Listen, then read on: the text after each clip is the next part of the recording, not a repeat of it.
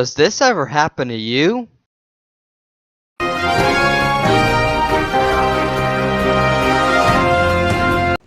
We interrupt the program with some breaking news. I'm Nick Clark and I will be your anchor for tonight. Congress has recently passed a new act created by Stephen Douglas, the Kansas-Nebraska Act. I'm Connor LePage and I will be hosting your interview for tonight. The newfound Kansas and Nebraska Act divided the territory west of Iowa and Missouri into two separate territories, Kansas and Nebraska. Nebraska lies in the Northern Territory while Kansas stays in the Southern Territory, also expressed in this map that was previously produced.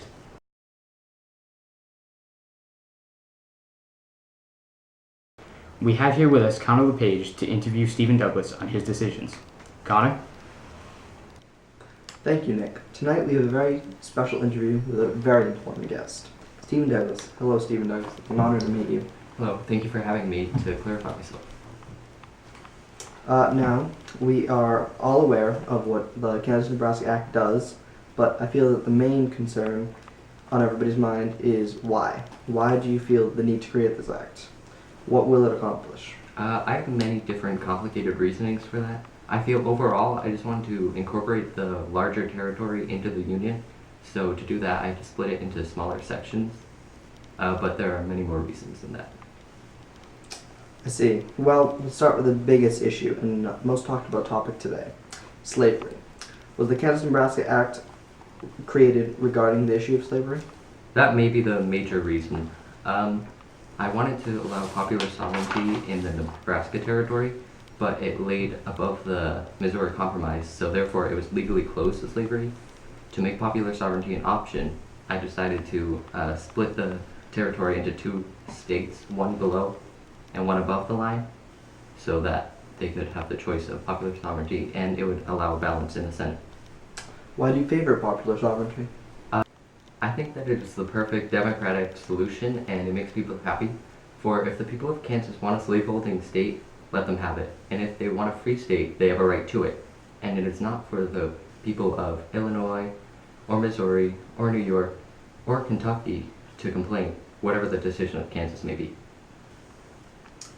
You mentioned the Missouri Compromise and how it was a deciding factor in splitting the territory, but I've received word that you supported the repeal of the Missouri Compromise. Do you have any explanations? Yeah, I do.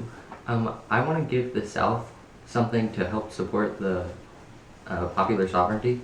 For the land in the Nebraska and Kansas territory is not good for slavery, and it's not really good for farmland. So I figured that I would help give the South something and help support them on the decision to repeal the Missouri Compromise. Thank you for the clarification. Now, I have one final question for you. A rumor has been spreading that you organized territory in order to have your railroad built. The rumor states that it is mainly a personal gain. Is that true? That is slightly true. I wanted to build a railroad from Chicago to San Francisco for my personal life, but the Southerners wanted part of it, and they wanted the railroad to start in Memphis or New Orleans. To help get their support on the railroad, I decided to help give them the option of popular sovereignty so that they would have an equal chance to get slavery as well as the North. Okay, I think we have everything we need to. Once again, thank you so much for being with us. Stephen Douglas, back to you, Nick. Well, thank you for that amazing interview, Connor. Now, the territory of Kansas and Nebraska are now allowing people to live and vote for whether it be free or slave state, allowing the use of popular sovereignty. We go now to our field correspondent Dale, who is in Kansas, observing the reactions based on this decision. Well, Nick, there really seems to be a lot of people scoring both Kansas and Nebraska. It also seems to be mixed, both Northerners and Southerners. Both sides want their own pull in the fate of the territory.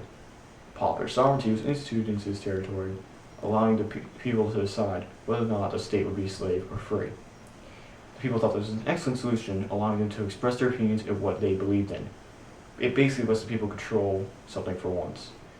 Nobody was against this decision, and it seemed to be an excellent solution to this problem. Back to you, Nick. Thank you, Dale, for that report. We also have here with us today a well-respected congressman who was a key decision maker during the debate and the passing of this act. So, Mr. Congressman, can you tell us some of the points that were debated in Congress?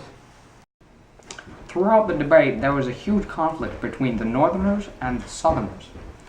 The Northerners feared the act, feeling that it was a huge plot to turn northern states from free to slave, upsetting the balance. This caused almost all of the Northerners to vote against it. They also feared the repeal of the Missouri Compromise, which had a major impact on previous legislation. On the southern side of things, though, they mostly feared the act. 90%, they mostly favored the act, 90% of the South voted for it, since the Southerners currently had a greater say in things. The act was passed. Thank you for giving us exclusive details regarding the feelings during the debate in the legislative field. Well, this ends our special report. Thank you for tuning in, folks, and we now return you to your regularly scheduled program.